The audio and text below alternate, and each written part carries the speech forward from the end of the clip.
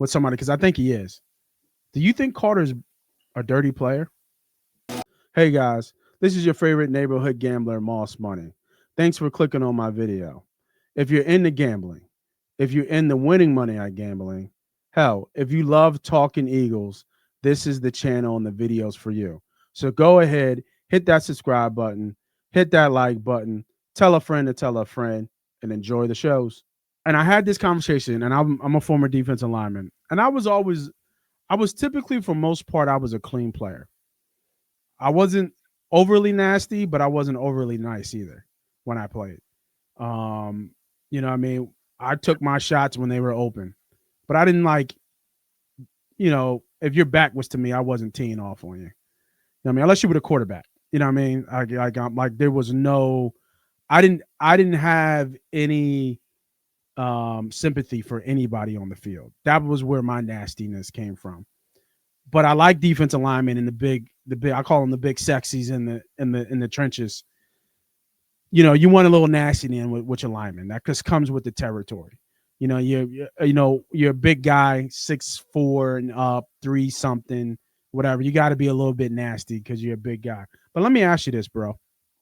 And I had this conversation with somebody because I think he is. Do you think Carter's a dirty player?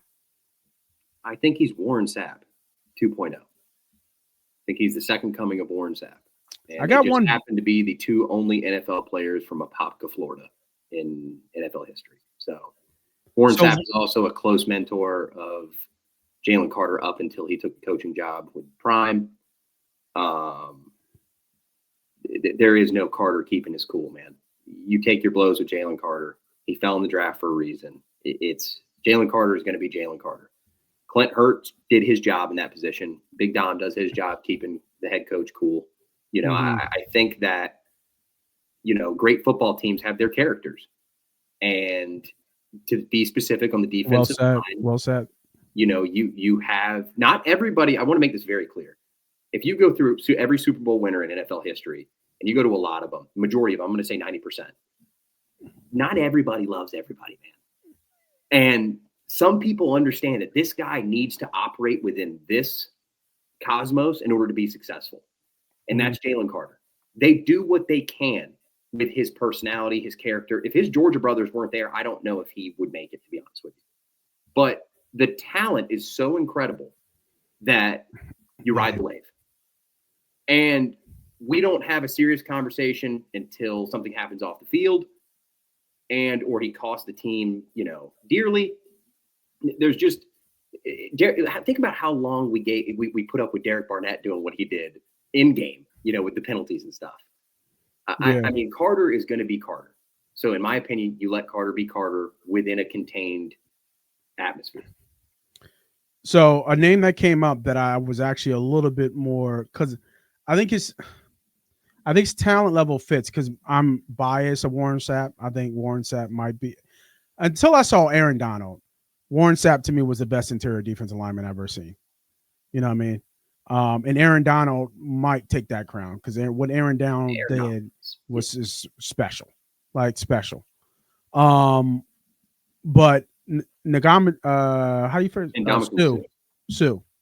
I thought Sue was a really good comparison to what Carter is, because Sue was the same way. Sue was big, nasty, disruptive, and I want to say borderline, but a lot of people thought Sue was dirty. Now the difference is between that. Is it dirty, or are they violent within a violent game? Because Jalen Carter, in my opinion, is a violent individual. And that's another good. That's a bar. That's a bar. I like that. That's a bar. He's I know the NFL term, the pass rush term is violent hands, but he's just a violent man. And I just think that he plays head games. He talks shit. I mean, he is all about getting, and it's every player, the running backs. I mean, he grabbed up Najee. I know he got in Chuba Hubbard's head last game. Him and Chauncey did. Because when Chauncey was on the ground, the NFL slipped up and had a hot mic next to Chuba, and Chuba was like, that's what you get for talking all that shit, So I just, again, I fuck with Hubbard, man. I fuck with Hubbard. actually a big Hubbard fan. I think he's a really good running back, but I think that we get under people's skin, man, and we are a physical football team, and that's the product of good coaching. But the defense, having a Carter's raved this offseason about how much he loved how old school Vic Fangio was. Yeah, I mean, for those watching, Apopka, Florida, that is Apopka. If you know anything about Apopka, Florida, God bless you. That's incredible. But the only thing I know about Apopka is Jalen Carter and Warren Sapp. So, and you should see the photos of him in high school, man. He's here. Every other kid's here. I mean, who? Sapp? Jalen Carter.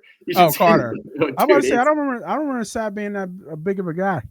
I mean, he was wide. He was a wide guy. I'm talking about relative to the school, man. I mean, this is a tiny, tiny high school, bro. Like, Warren Sapp is the money they have for football jerseys. You know what I mean? Like, Carter is the next coming of what this city has. I mean, they're a town, really. I mean, I just think he's a truly special player.